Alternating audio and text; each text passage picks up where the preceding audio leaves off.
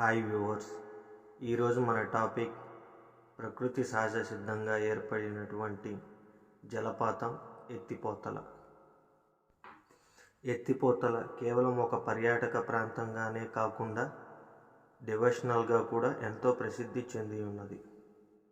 ఎత్తిపోతల ఈ క్షేత్రం పూర్వం కృతయుగంలో యతిమునులు తపోదీక్ష చేసిన ప్రదేశం కావున ఈ స్థలాన్ని యతి తపోస్థలి అనేవారు అని ఇక్కడి శాసనంలో పొందుపరచబడింది. ఈ పర్యాటక ప్రాంతం మాచర్ల నుండి 12 కిలోమీటర్ల దూరంలో ఉంది. ఈ యతి తపోస్థలిలో అత్యంత ప్రత్యేకమైన విశేషం ఒకటి ఉంది. తూర్పు నుండి పడమరకు ప్రవహించే 3 జీవనదుల సంగమమే ఈ ఎత్తిపోతల.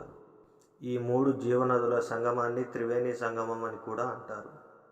ఈ త్రివేణి సంగమం సూర్యవాగు, చంద్రవాగు, నక్కవాగు అనే 3 జీవనదుల కలయికతో ఏర్పడినది.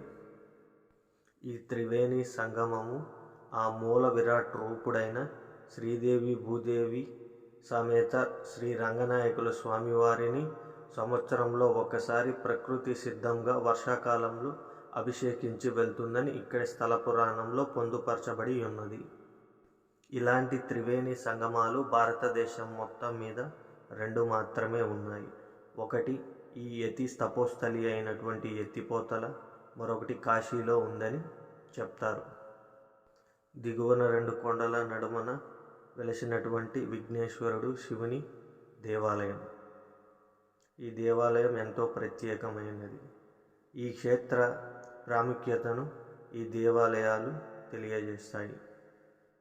శివ విఘ్నేశ్వర దేవాలయాల పక్కనే ఏర్పరిచినటువంటి శ్రీ వీరాంజనేయ స్వామి దేవాలయం ఎంతో ప్రాముఖ్యతను సంతరించుకుంటుంది. ఈ దేవాలయానికి చుట్టుపక్కల ఎటు చూసినా కోతులు తిరుగుతూనే ఉంటాయి. ఈ ఒక్క విషయం చాలు ఈ దేవాలయ ప్రత్యేకతను మనం తెలుసుకోవడానికి. ఈ క్షేత్రంలో కొండ గుహలో వెలిసినటువంటి శ్రీ దేవి భూదేవి సమేత రంగనాయకుల స్వామి దేవాలయం. శ్రీ రంగనాయకుల స్వామి దేవాలయంలో పరశురామ, కార్తవీర్యార్జునుడు, విశ్వామిత్రుడు, రామలక్ష్మణులు, పల్నాటి బ్రహ్మనాయుడు వంటి వారు తపము చేసేవారని ఇక్కడ స్థల పురాణంలో పొందుపరచబడి ఉన్నది.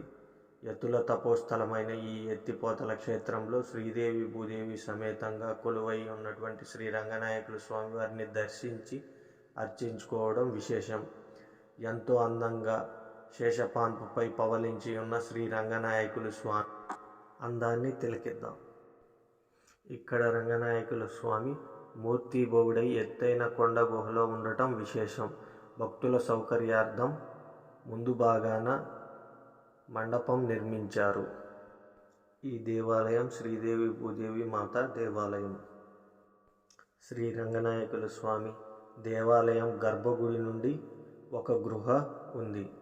ఆ గృహ నుండి గుత్తికొండ బిలం శ్రీశైలంకు కలపబడి ఉన్నదని ఇక్కడే స్థల పురాణంలో చెప్పబడుతుంది. శ్రీ రంగనాయకుల స్వామివారి గర్భాలయానికి ఎదురుగా శ్రీ హనుమంతుని విగ్రహం ప్రతిష్ఠించారు. ఇక్కడ మరొక దేవాలయం నాగేంద్ర స్వామి దేవాలయం.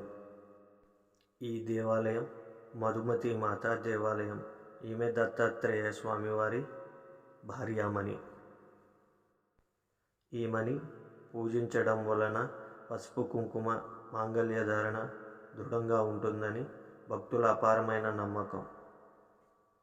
ఈ క్షేత్రంలో నిత్యం హోమయాగాలు జరుగుతాయి. ఈ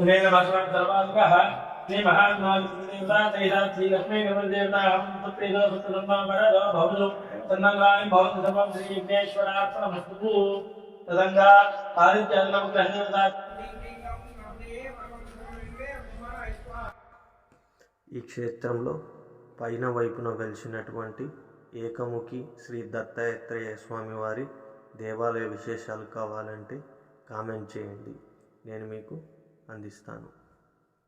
శ్రీ దత్తాత్రేయ స్వామివారి దేవాలయంలో నిత్యం హోమాలు, అభిషేకాలు జరుగుతాయి.